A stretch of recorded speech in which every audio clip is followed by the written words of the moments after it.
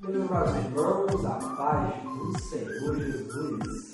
Que bom podermos estar aqui outra vez com vocês para trazermos alguns comentários dentro da lição da Escola Bíblica Dominical que, com a graça de Deus, estaremos estudando no próximo domingo nas classes de jovens. Lição esta que trará o seguinte título: Eu creio que Deus transforma o homem. Será a lição 9, onde nós estaremos destacando 3 pontos: o pecado do homem, a transformação através de Cristo Jesus e a obra santificadora do Espírito Santo dentro do coração de um salvo. Deus nos ajude, porque este também é um tema muito importante para ser tratado com a juventude da nossa igreja. Haja vista estarmos vivendo um mundo totalmente dominado pelos valores anticristãos, valores pagãos, um mundo onde a influência deste século mal, deste século dominado por Satanás, está influenciando a Igreja do Senhor, a cultura permissiva, libertina, a cultura mundana tem entrado dentro da igreja e influenciado muitos crentes. A famosa frase "tem nada não" tem sido cada vez mais recorrente em nosso meio. Então, esta lição vem para nos ensinar que o homem precisa de uma transformação. Ele não pode continuar no mesmo estado de outrora após haver entregado sua vida a Jesus. É necessária uma mudança. Todavia, esta mudança não é operada pela religião, esta mudança não é operada pela filosofia, esta mudança não é operada pelo intelecto humano. Somente Deus pode transformar o homem. Muito bem.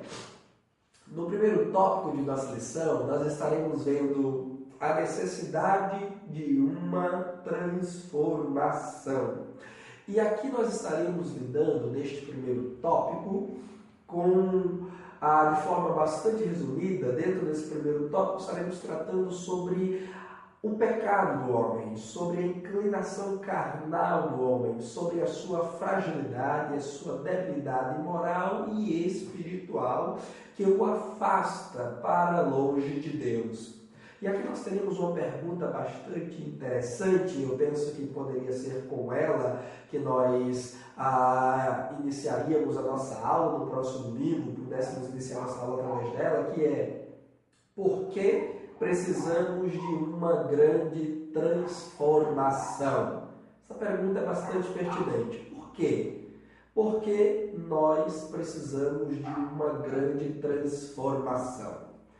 Muito bem, quando nós vamos para o Sermão da Montanha de Jesus Cristo, Mateus capítulo 5, registrou, Jesus diz lá no versículo 8: Bem-aventurados os limpos de coração, porque eles verão a Deus. Quando vamos para Hebreus capítulo 12, versículo 14, está escrito: Segui a paz com todos e a santificação, sem a qual ninguém verá a Deus. Então veja bem, das palavras de Jesus, somente os limpos de coração verão a Deus. Nas palavras do autor da carta aos Hebreus, sem santificação ninguém verá a Deus. O que o autor da carta aos Hebreus está dizendo é a mesma coisa que Jesus, em outras palavras, também disse. É necessário que o homem seja puro para poder encontrar-se com Deus, relacionar-se com Ele aqui nesta vida presente e muito mais na eternidade. Homens impuros, homens sujos, homens imundos, dominados pelo pecado, não podem assistir diante da presença de Deus. Você agora deve lembrar-se do porquê de Isaías, então, quando tem contemplado a glória de Deus, ali, conforme existe no capítulo 6 de seu livro, ele tem dito: ai de mim, que vou perecendo, porque sou um homem impuro, habito no meio de um povo de impuros lábios, e os meus olhos giram o Senhor. Por quê? Porque todo e qualquer homem que é pecador, todo e qualquer homem, em seu estado natural, em sua inclinação carnal, entregue aos maus sentimentos, sobre o domínio da carne, ele não pode encontrar-se com Deus. É necessário que ele seja limpo, é necessário que ele seja purificado, é necessário que ele seja santificado. Tem um texto de Mateus 24, muito conhecido, e eu quero chamar você para ler comigo Mateus, ou melhor, livro dos Salmos, perdão. Livro dos Salmos, de número 24, versículos 3 a 5. Olha o que está escrito. Salmos número 24, dos versos 3 a 5. Versão Almeida atualizada diz assim: Quem subirá ao monte do Senhor? Quem há de permanecer no seu santo lugar?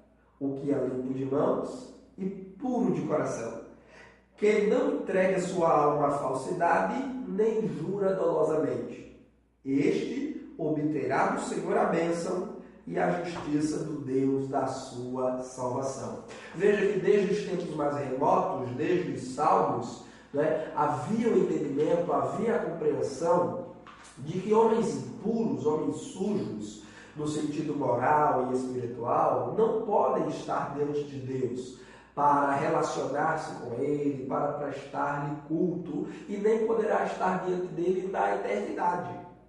Assim, portanto, a resposta para esta pergunta, por que precisamos de uma grande transformação, que é o que resume esse primeiro tópico, é porque o homem é pecador, porque o homem é sujo, porque o homem é imundo, porque o homem é carnal, e o homem nesse estado de impureza não pode aproximar-se de Deus, relacionar-se com Ele aqui e na eternidade, estando, portanto, fatidicamente destinado, sem transformação, à perdição eterna. Aqueles que não experimentarem uma transformação em suas vidas, saindo da posição de perdidos para a posição de salvos, saindo da posição de pecadores para a posição de remidos, saindo da posição de injustos para a posição de justos, saindo da posição de transgressores para a posição de santos, estes jamais poderão desfrutar da presença, da companhia junto de Deus Todo-Poderoso. Portanto, nesse primeiro tópico, estaremos enfatizando o pecado. O que é o pecado? A gravidade do pecado, as consequências do pecado, o que é a nossa inclinação carnal.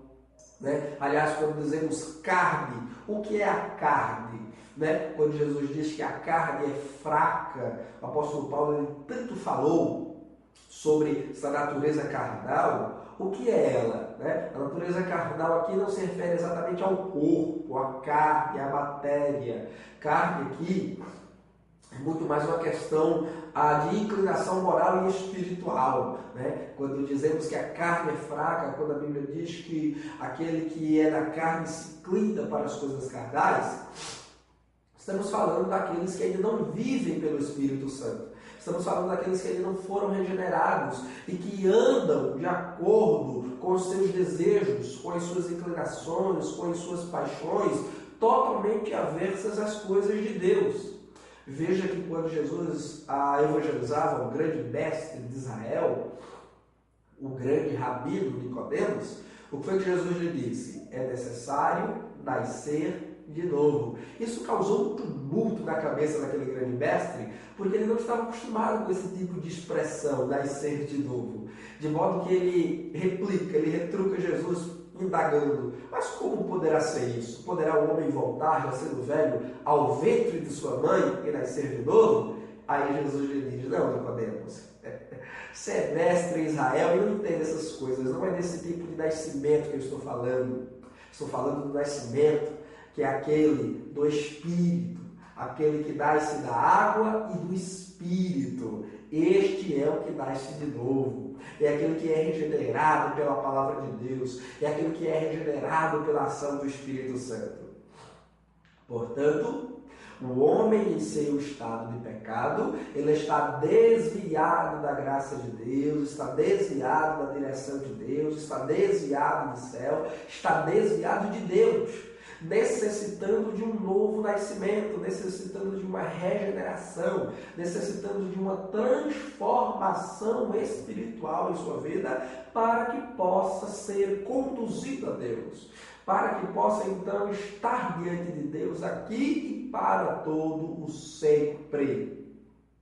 Portanto, o novo nascimento, a regeneração, a salvação é a única saída para que o homem possa assistir diante de Deus, visto que ele é um pecador.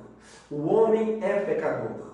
E ele é pecador não porque peca, mas ele peca porque é pecador. O que isso significa dizer? Significa dizer que quando o homem nasce, ele já nasce com a sua natureza pecadora herdada do homem Adão, que transgrediu aos mandamentos de Deus, a ordem expressa de Deus para não alimentar-se do fruto proibido lá no Jardim do Éden. Paulo diz que por um só homem entrou o pecado no mundo. E Deus resolveu encerrar todos debaixo do pecado, para com todos usar de misericórdia. Paulo diz uma expressão muito forte, ele diz que todos pecaram e estão destituídos da glória de Deus. Portanto, o pecado deforma o homem. Deus fez o homem à sua imagem e semelhança. Se lembram quando lá no Éden Deus disse: façamos o homem à nossa imagem e semelhança? Pois bem, Deus fez o homem bom, Deus fez o homem reto. Aliás, Salomão diz isso no livro de Eclesiastes, né? Salomão diz que Deus fez o homem reto, mas o homem foi quem buscou muitas astúcias. Por quê? Porque o pecado deformou o homem. Deformou o seu entendimento moral, deformou a sua alma, deformou o seu espírito. O homem que não foi feito por Deus para ser assassino, tornou-se assassino. O homem que foi feito por Deus não para sofrer, passou a sofrer. O homem que foi feito por Deus não para morrer, herdou como salário do seu pecado a morte, porque pelo pecado do homem entra a morte no mundo. Então, o pecado definitivamente deforma o caráter, a conduta, os desejos, o pensamento, o ser humano está todo ele deformado em razão do pecado. E homens deformados não podem estar para sempre diante de Deus. Não podem. A única possibilidade de um homem deformado estar diante de Deus é para ser por ele transformado. É para ser por ele transformado. É quando Deus pega o vaso que se quebrou e o modela outra vez, e o reconstrói, e o refaz outra vez. Mas para prestar culto, para ter amizade, para desfrutar da companhia eterna de Deus, homens deformados jamais poderão estar. Reitero, como disse Jesus: bem-aventurados os limpos de coração, porque estes verão a Deus. Portanto, o primeiro tópico se resume desta forma. O primeiro tópico se resume apresentando a deficiência moral e espiritual do homem. O primeiro tópico, nós vamos enfatizar a questão do pecado, a questão da perdição para a qual o homem desgraçadamente caminhava.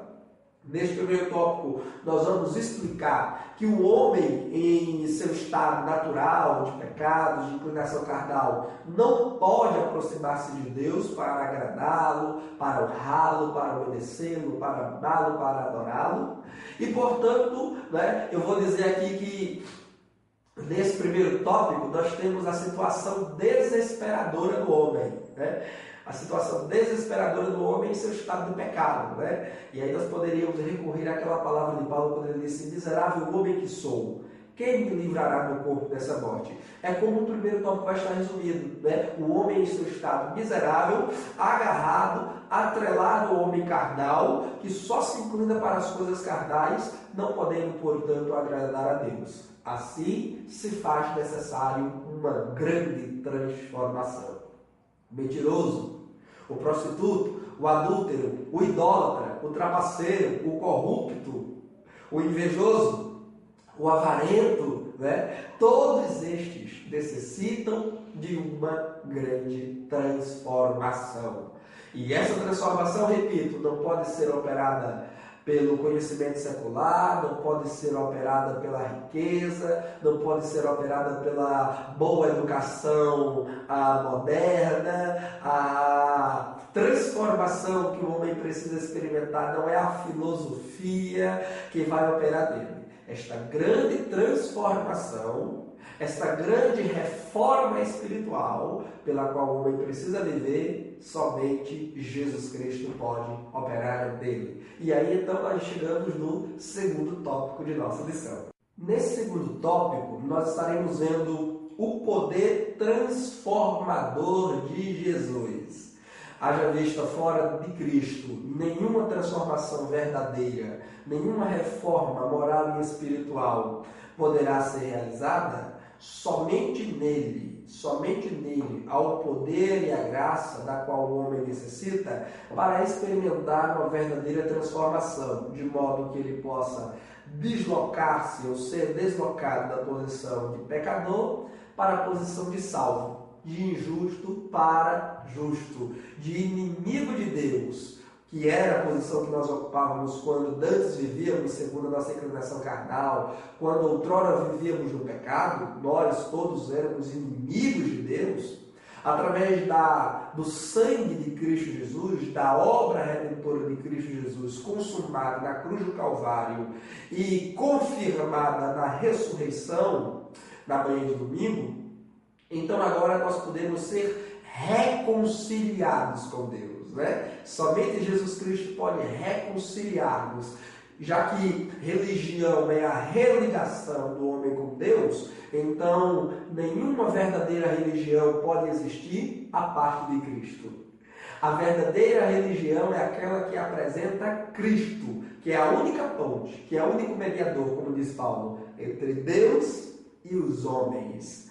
Os homens que não conhecerem a Cristo jamais poderão passar pela única ponte que conduz à eternidade com Deus. Então, através de Cristo, somente através dele, é que pelo seu sangue precioso e nesta obra na qual nós cremos, a obra expiatória efetuada por Cristo na cruz, é que nós podemos ser reconciliados com Deus. É que os nossos laços de amizade com Deus, que Adão outrora teve lá no Éden antes do pecado, quando Deus descia da viração do dia para conversar com ele e com a sua esposa Eva. Então, esta amizade, ela só é reatada, ela só é refeita mediante o sangue de Jesus Cristo, que é o sangue conciliador, ou reconciliador. Né? E aí nós temos paz com Deus mediante Cristo Jesus. Paulo diz: reconciliados, pois, mediante a fé por Cristo Jesus, temos paz com Deus. Né? Então, somente através de Cristo é que o homem pode desfrutar da amizade com Deus. Somente da transformação, da reforma espiritual operada por Cristo, é que o homem pode sair da posição de pecador para a posição de um salvo. Neste segundo tópico, nós estaremos então enfatizando a obra redentora e a obra transformadora que Cristo Jesus opera no coração do homem. No primeiro tópico, enfatizamos o pecado. Né? No primeiro tópico, enfatizamos o nosso ser caído, degenerado, precisando da regeneração. Nesse segundo tópico, apontaremos para a saída, apontaremos para aquele que é o único que pode operar esta tão grande mudança no coração do homem, a saber, o próprio Deus, através da pessoa bendita de Jesus Cristo, o Filho do Deus vivo. E aqui, para ilustrar essa transformação que somente Deus pode operar no homem, nós poderemos aqui citar 3 casos de 3 homens que tiveram uma vida radicalmente transformada pelo poder e a operação do Senhor Jesus Cristo. Expressamente aqui nesse segundo tópico da nossa lição, vão estar sendo citados os casos do endemoniado gadareno e de Saulo, o perseguidor dos cristãos. Mas eu quero acrescentar aqui uma terceira pessoa, para nós também estarmos trabalhando no próximo domingo com os nossos jovens, que é Zaqueu, aquele chefe dos publicanos lá de Jericó, dos tempos de Jesus.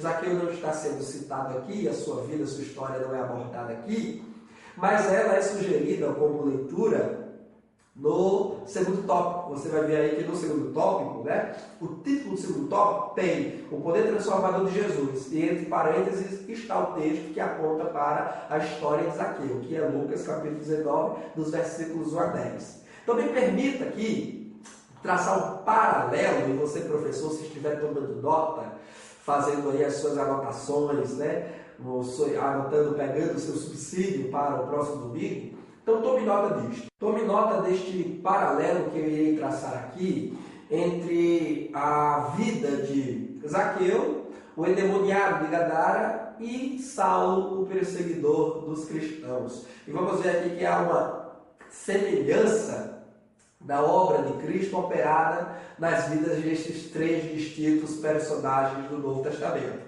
Primeiro, começando por Zaqueu. Zaqueu, conforme registra nos evangelhos de Lucas, é o único evangelista que fala desse episódio da visita de Jesus à casa de Zaqueu, levando salvação para ele. Zaqueu, ele era um homem oprimido pela ganância, oprimido pela cobiça, pela avareza, pelo instinto de querer possuir cada vez mais dinheiro e riqueza. Mas diz o texto que Zaqueu queria ver quem era Jesus, porque a sua fama já havia se espalhado por toda a Judéia e Galileia.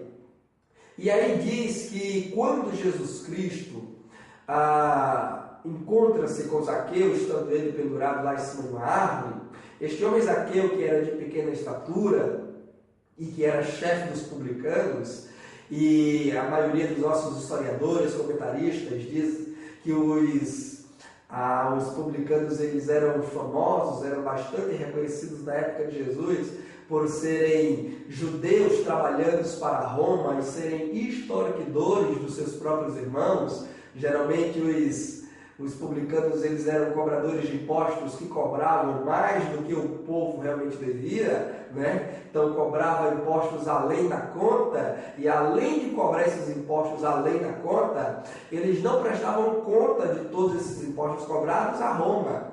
Eles pegavam do cidadão comum o valor já aumentado, já ali com acréscimos exorbitantes, e pegava uma parte desses impostos, colocava em seu bolso e só prestava contas a Roma de uma parte menor. Então os publicanos eles eram bastante conhecidos, não exatamente todos faziam isso, né? Mas havia uma grande massa desses servidores públicos de Roma que faziam isso, extorquiam o povo e também extorquiam Roma, né? Porque cobravam impostos excessivos, valores altos, valores excessivos, e não prestavam conta de todos esses valores ao império para o qual eles trabalhavam, do qual eles eram funcionários públicos. Então, os publicanos eles eram muito conhecidos por este tipo de roubo, por este tipo de furto cometido contra o cidadão e contra o Império Romano. É por isso que publicano, na época de Jesus, era sempre colocado ao lado das prostitutas.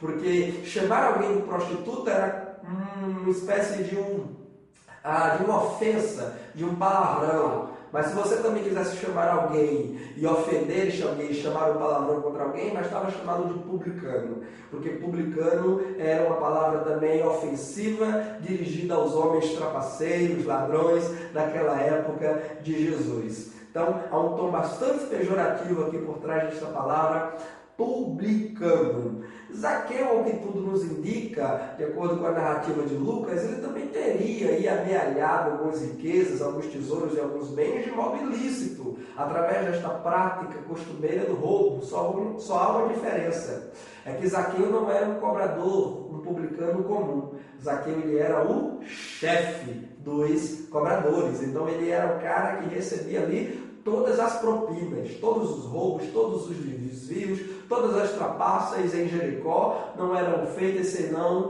com a anuência de Zaqueu. Zaqueu ele tinha conhecimento de todas aquelas mandingas, de todos aqueles macetes, né? Ele conhecia todas as trapaças, todos os roubos, ele sabia todas as coisas que aconteciam ali com os publicanos de Jericó. Ele era o chefe. Ele era o chefe da gangue, ele era o cabeça, viu? Zaqueu era uma espécie de José Dirceu do mensalão em Jericó.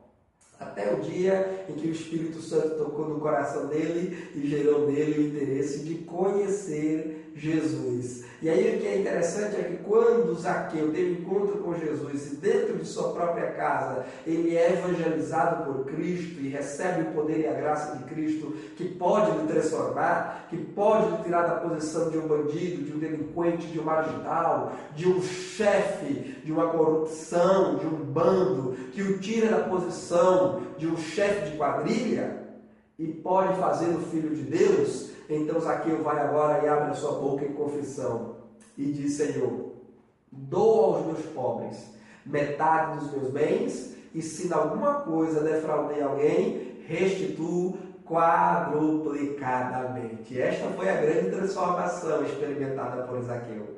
O homem que era oprimido pela ganância, o homem que só era menor em estatura do que em caráter, porque caráter é aquele homem que não tinha nada, né? Ele só perdia em estatura para o seu caráter, que era muito apequenado.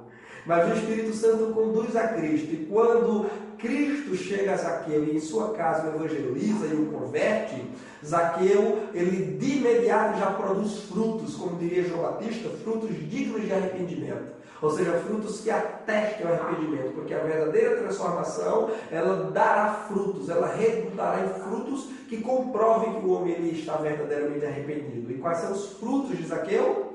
Os frutos de Zaqueu é, primeiro, desapegar-se de tudo aquilo que não é dele, devolver e restituir 4 vezes mais a quem ele defraudou, a quem ele roubou.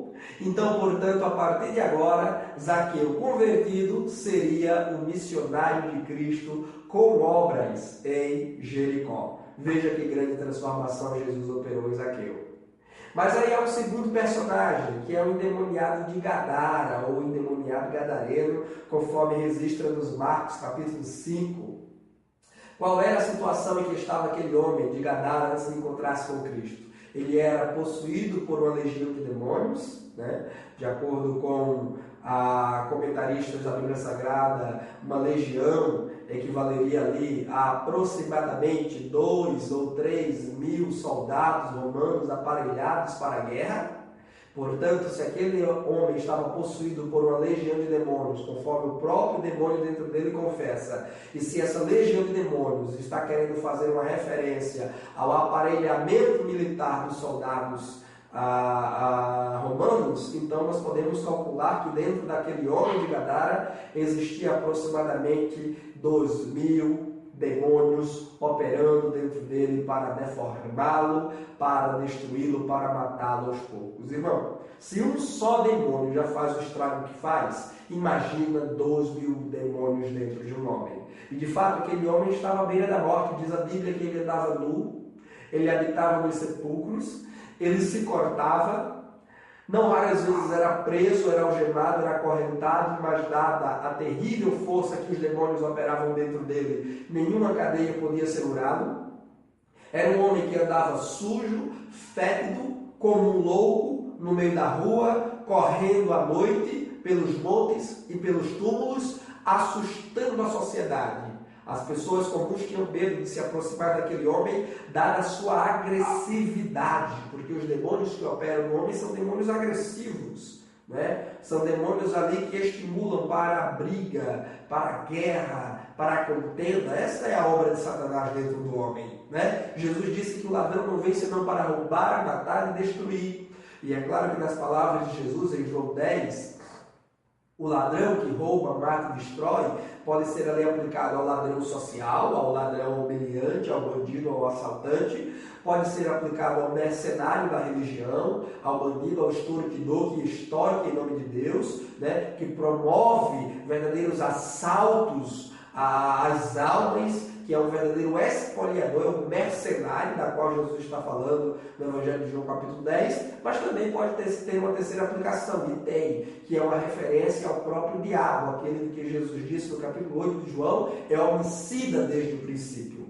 Né? Mas o que é interessante é que João Evangelista retrata ou descreve as palavras de Jesus sobre a ação do diabo, que é roubar, matar e destruir. Mas o mesmo João também apresenta a obra de Cristo, que é: Cristo veio para que todos tenham vida e vida em abundância. Lá na sua carta, né, na sua primeira carta, João diz: para isso se manifestou o Filho do Homem, para desfazer as obras de Satanás. A obra que Satanás tinha feito naquele homem de Gadara era uma obra de perversão, uma obra de loucura, uma obra de autoflagelação, uma obra de humilhação, porque Satanás ele faz isso na vida do homem, ele humilha o homem. Veja, aquele homem andava sujo, nu, fétido no meio da rua, sem família, largado de todos e de todos, né? A polícia da religião pegava, o prendia, acorrentava, mas os demônios vinham e estilhaçavam as correntes de seu corpo, ele voltava a correr feito um doido pelas montanhas e pelos túmulos, alimentando-se de lixo, até o dia em que aquele homem foi colocado diante de Jesus Cristo, né? Foi colocado diante de Jesus Cristo. E ele experimentou uma grande transformação. Jesus ordenou que os demônios saíssem da vida daquele homem, o colocou em liberdade, né? E o que é interessante é que o texto de Marcos, capítulo 5, eu quero convidar você a ler, só para a gente ver aqui a mudança operada, a mudança terrível, bela, operada na vida daquele homem após o seu encontro com Cristo Jesus. Pegue aí Marcos, capítulo 5, e veja aí o versículo 15. O versículo 15, você vai ler o capítulo todo, se é que já não leu, e você vai ver que este homem, quando ele nos é apresentado inicialmente no texto, ele está em um estado de loucura, ele está sujo, ele está habitando no túmulo, está possesso de demônios, está agressivo, fora de juízo. Mas depois do encontro, da libertação, da transformação operada por Cristo, vamos ver aqui as evidências dessa transformação no versículo 15, Marcos 5,15, que diz assim, olha: indo ter com Jesus, viram o endemoniado, o que tiver a legião. Agora, qual é a situação em que esse homem se encontra? Assentado, o homem que antes vivia correndo feito um louco para cima e para baixo, sem paz, sem tranquilidade, sem sossego, né? Atormentado pelos demônios dentro dele, agora é encontrado sentado, vestido. O homem que outrora estava nu, humilhado, envergonhado em público, ele agora está vestido e em perfeito juízo. O homem que outrora estava totalmente dominado em sua mente pela obra opressora dos demônios, ele agora está em perfeito juízo. Ele agora é consciente. Porque é isso que Jesus veio fazer, né? Jesus veio para vestir o homem. Embora nós vivemos hoje numa cultura onde as roupas estão cada vez mais curtas, onde as vergonhas da nudez estão sendo cada vez mais expostas, onde o ditado, o que é bonito é para se mostrar, está dominando. Veja aí os carnavais da vida pelos quais o Brasil acabou de passar, né? A festa, o culto ao corpo, o exibicionismo, e as mulheres mais belas aclamadas pela mídia eram aquelas que estavam com as fantasias, com as roupas mais minúsculas possíveis, ou nuas, né? Porque isto é a moda, esta é a cultura do mundo, o nudismo, a sensualidade, o erotismo, a pornografia. Mas Jesus Cristo veio para vestir o homem, e com vestes de honra, né? Como Arão no Antigo Testamento, Deus disse a Moisés: olha, faça vestes de honra para Arão e para seus filhos, porque eles estarão assistindo diante de mim, eles vão me servir no tabernáculo, né? Aí fica uma boa palavra para nós, professores, no próximo domingo, alertarmos nossos alunos, moças e rapazes, né? É que a vida em Cristo, a mudança operada por Cristo, ela é uma mudança na mente, porque restitui o juízo, restitui a consciência, o intelecto, o pensamento. O nosso entendimento é direcionado agora para as coisas de cima. Paulo disse: pensai nas coisas de cima, não nas coisas da terra, né? Então por isso que a obra é operada em nossa mente, em nossa consciência. Cristo, ele vem dominar nossa mente, que outrora era dominada por pensamentos maus, pensamentos de suicídio, pensamentos depressivos, pensamentos irascíveis, iracundos, de inveja, de ódio. Cristo liberta-nos, né? Se o Filho do Homem vos libertar, verdadeiramente sereis livres. E esse homem experimentou essa transformação em sua consciência, mas ele também experimentou uma transformação em seu coração, porque ele agora tem paz, ele agora está sentado, e no decorrer do texto a gente vai ver que ele quer seguir Jesus, ele quer acompanhar Jesus, ele quer estar junto de Jesus, mas Jesus diz: não, volte para a sua família, vá dar testemunho para a sua mãe, para o seu pai, para os seus irmãos, vá revê-los, porque há tanto tempo que você não os vê, haja visto ter vivido aí durante todo esse período dominado por Satanás. Volte para a sua família e vá dar testemunho a eles da grande obra que Deus agora fez você experimentar. Mas aquele homem também experimenta uma transformação externa, uma transformação em seu corpo, de modo que todos quantos vissem aquele endemoniado, aquele ex-endemoniado, porque ele não era mais endemoniado, né? Todos os que se encontram com Jesus Cristo passam a ser ex. Não continuam mais prostitutas, não continuam mais idólatras, não continuam mais bandidos, não continuam mais macumbeiros, não continuam mais viciados, não continuam mais endemoniados. Todos os que têm um encontro com Cristo Jesus passam a ser ex alguma coisa, né? Ex alguma coisa. Tem um hino da harpa cristã que diz: era um pecador, andava sem Jesus, não tinha esperança nem divina luz. Hoje sou remido, Cristo me salvou, por o seu sangue me lavou. Porque outrora nós ocupávamos essa posição de pecadores perdidos, sem salvação, mas agora nós somos remidos, nós somos salvos, nós somos libertos pela pessoa bendita de nosso Senhor e Salvador Jesus Cristo. Então veja, Zaqueu era oprimido pela ganância.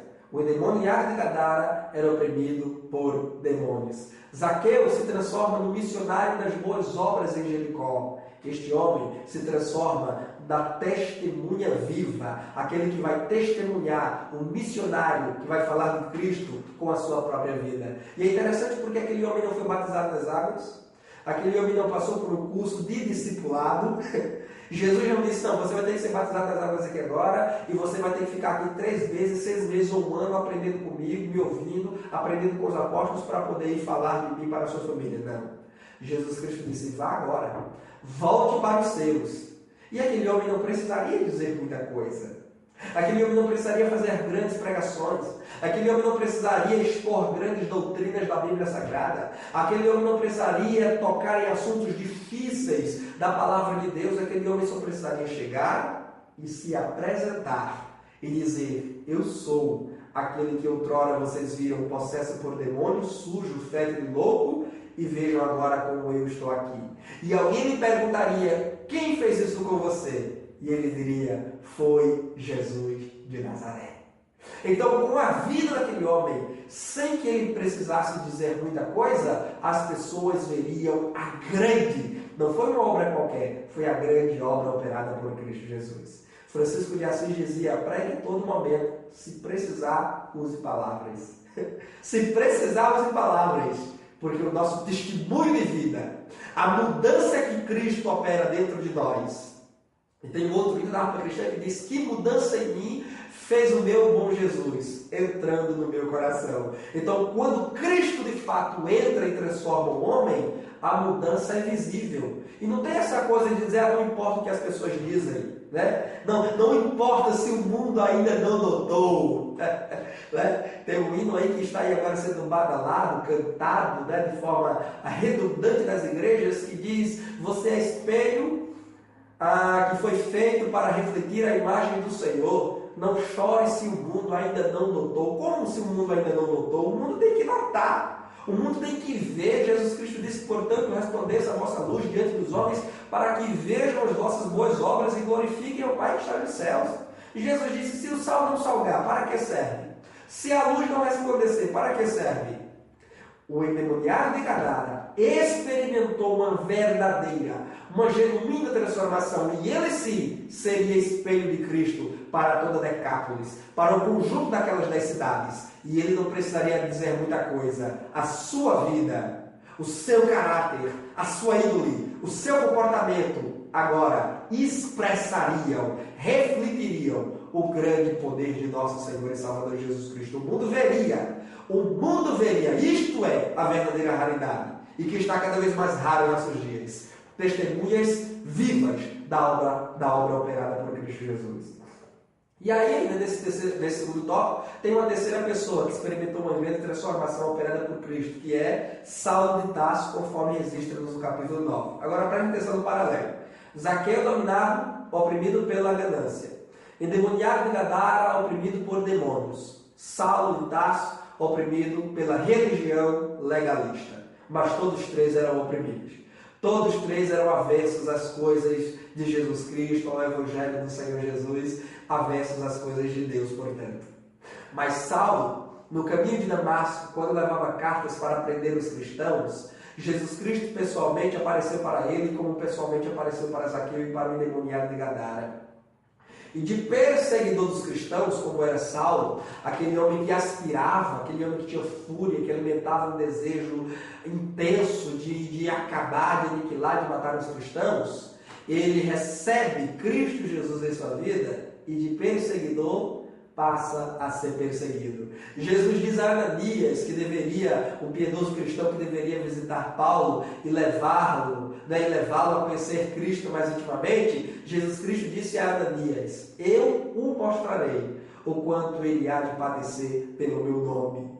Jesus estava dizendo, olha Ananias, este Saulo, que você tem medo dele, e não pode ser diferente, afinal de contas a fama de Saulo em todas as partes, em todos os cantos, era um perseguidor cruel e impiedoso dos cristãos, que prende, que mata, que acaba com os cristãos. Mas não se preocupe não, porque eu o salvei, eu o libertei da religião legalista, porque ele pensava estar fazendo bem para mim, mas não está. E eu vou lhe mostrar que ele vai se tornar um homem sofredor por causa do Evangelho. Louvado seja Deus. Isso é a grande transformação que Deus opera no coração do homem. E Saulo, perseguidor, passa a ser perseguido. De um impiedoso, de um cruel perseguidor dos cristãos, Paulo passa a ser aquele que é indubitavelmente o maior doutor do cristianismo, o maior apóstolo do cristianismo. 13 dos 27 livros do Novo Testamento são de autoria de Paulo. As cartas que vão desde Romanos até Filemão, todas elas foram escritas à mão pelo apóstolo Paulo, ou através de um secretário que lhe dava assistência, mas todas elas ditadas, redigidas, coordenadas por ele, o apóstolo do Senhor. O homem que outrora perseguiu, tornou-se agora o mais produtivo servo de Jesus Cristo no primeiro século. Então essa é a obra que Cristo faz no coração do homem. Uma obra que se evidencia, uma obra que é possível o mundo ver, que é possível o mundo enxergar, uma obra de transformação que retira o homem de seu estado de pecado e o coloca diante de Deus, diante do Senhor Jesus Cristo. Zaqueu se transformou no missionário das boas obras. O endemoniado de Gadara se transformou, ou o ex-endemoniado se transformou no missionário do testemunho, aquele que testemunharia com a própria vida. Paulo se transforma no missionário da pregação e do ensino da palavra de Deus. Veja, cada um tinha um tipo de vida, cada um vivia de uma forma, cada um oprimido de uma forma, e todos eles são salvos pela mesma pessoa, porque só Jesus Cristo salva, mas cada um deles também vai trabalhar depois de salvo numa determinada área específica para a qual Deus chamou cada um deles. Louvado seja o Senhor. Então, essa é a transformação que Deus opera no homem, É tirando-o do mundo e levando-o para Deus. Agora, permita-me só fazer uma correção nesse segundo tópico, sobre a questão de Paulo especificamente, que é a questão do seu nome. Nós costumamos fazer referência a Saulo como tendo o nome mudado para Paulo depois do seu encontro com Cristo. Mas quando nós vamos lá para o livro de Atos dos Apóstolos, Atos dos Apóstolos, capítulo 13, eu quero convidar você a conferir comigo. Atos 13 e o verso 9, vai nos dizer assim: todavia Saulo, também chamado Paulo, preste atenção, Saulo, também chamado Paulo. O que eu quero corrigir aqui é uma informação que costumeiramente circula no nosso meio, que é a informação de que até o encontro com Jesus, o nome daquele homem era Saulo. Depois que se encontrou com Jesus, o seu nome foi mudado para Paulo. Mas, na verdade, quando Paulo se converte, ele não procura o primeiro cartório de registro civil de Tarso, portando sua carteira de identidade, seu CPF, título de eleitor, carteira de trabalho, e diz ao tabelião: olha, eu vim aqui para mudar o meu nome, porque agora eu sou cristão, eu sou crente, e não quero mais esse Saulo não, porque esse Saulo aí é o meu nome da minha vida velha, da minha época do sistema farisaico. Eu era fariseu, perseguidor da igreja, mas eu não quero mais esse nome. Meu negócio agora é Paulo, porque agora eu sou cristão. Não houve essa mudança de nome, oficialmente falando.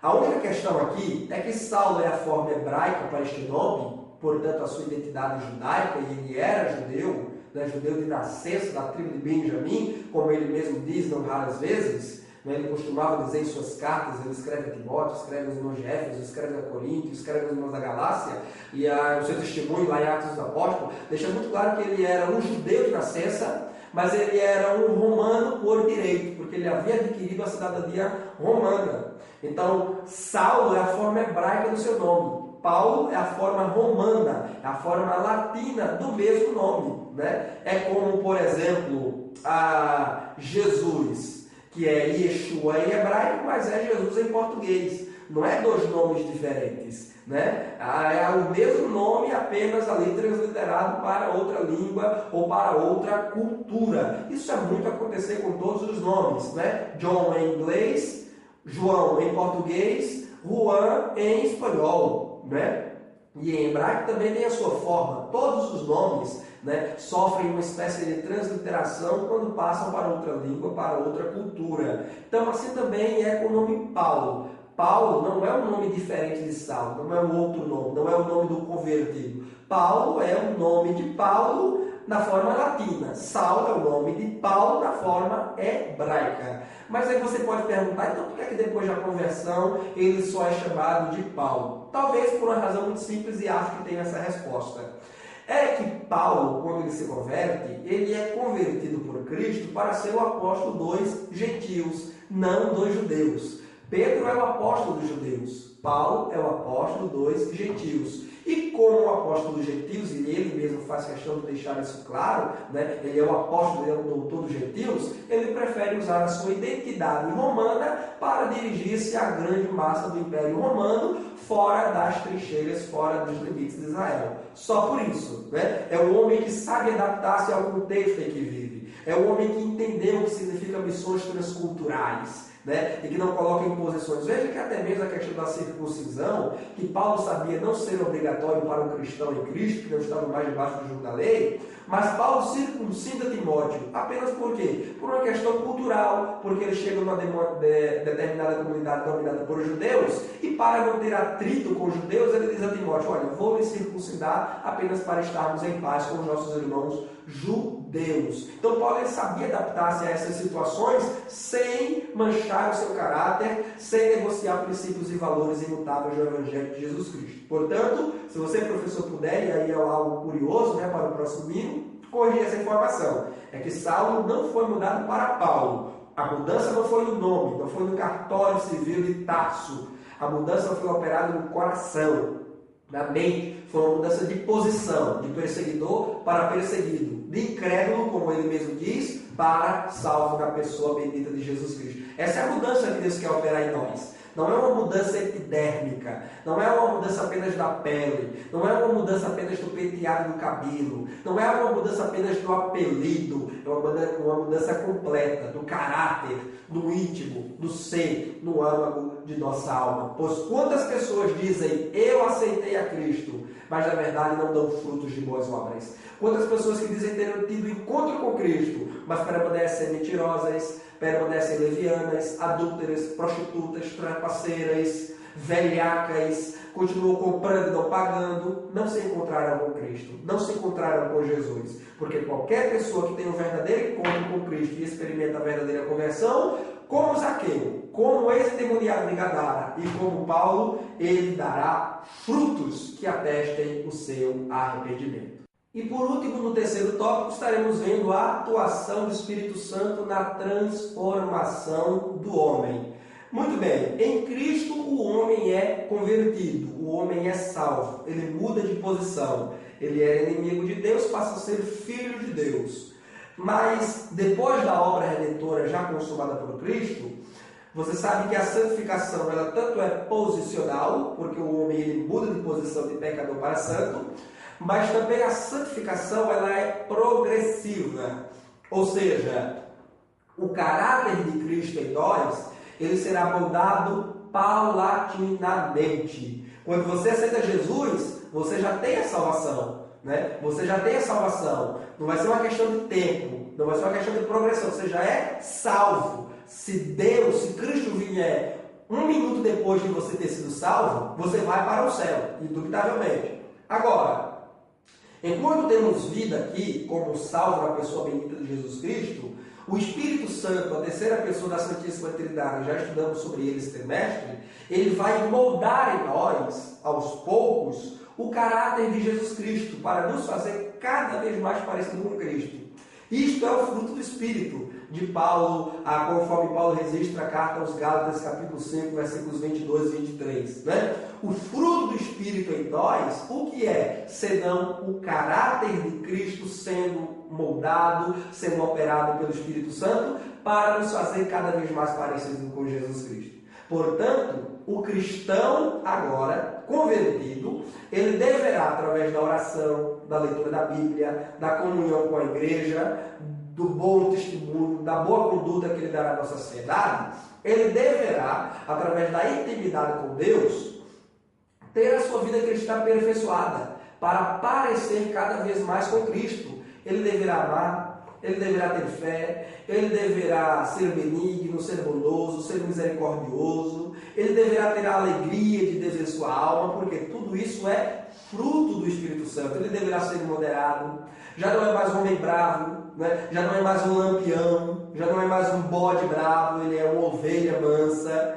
Então, esta obra paulatina, que não se dá do dia para a noite, da noite para o dia, não é porque o cidadão se converteu no domingo à noite, que na segunda-feira de manhã ele já tem que ser um santo no sentido pleno da palavra. Ele é santo no termo da posição, no sentido da posição, porque saiu da vida do pecado e agora está com Cristo, como disse Paulo. Ele nos transportou do reino das trevas para o reino do Filho do seu amor. Então, esta mudança posicional de fato aconteceu. Mas agora, aqui no reino de Deus, ele será aperfeiçoado. Ele irá crescer na graça e no conhecimento. Ele irá, como uma árvore, crescer para dar frutos para a bendita glória de Deus. E quem é que realiza essa obra de crescimento progressivo em nós? Fazendo-nos amáveis, pacíficos, benignos, misericordiosos, alegres, fervorosos na fé. Quem é que faz isso? É o Espírito Santo de Deus dentro de nós. O Espírito Santo em nós é o DNA de Deus. É aquilo que comprova que nós, de fato, somos filhos de Deus e que, de fato, nascemos de novo.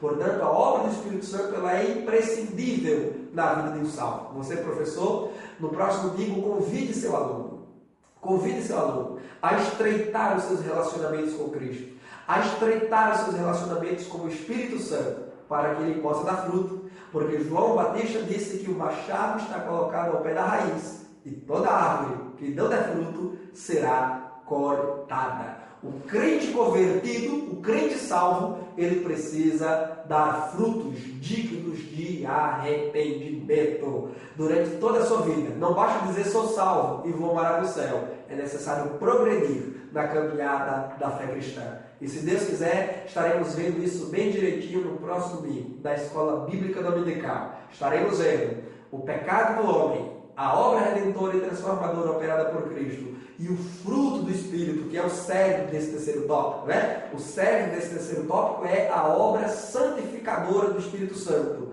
E o que é a obra santificadora? Senão a produção do fruto do Espírito dentro de nós. A santificação em nós é o fruto do Espírito lá de Gálatas amadurecendo dentro de nós. E o Espírito Santo é aquele que vai nos orientar, que vai nos guiar, que vai nos dirigir durante toda a nossa peregrinação aqui nessa terra, rumo às mansões celestiais, onde habita o Senhor, nosso Deus Todo-Poderoso. Professor e aluno, que Deus te abençoe. Que esse Espírito Santo, que é o nosso conselheiro, o nosso ajudador, nos oriente numa boa aula no próximo domingo e que nós possamos aí sermos orientados por Deus a produzir frutos que mostrem que nós fomos de fato transformados pelo Espírito Santo. O pecado deforma, a religião deforma, mas só Jesus Cristo transforma o homem. Deus te abençoe, uma boa aula no próximo domingo e que seja enriquecedora para a glória de Deus.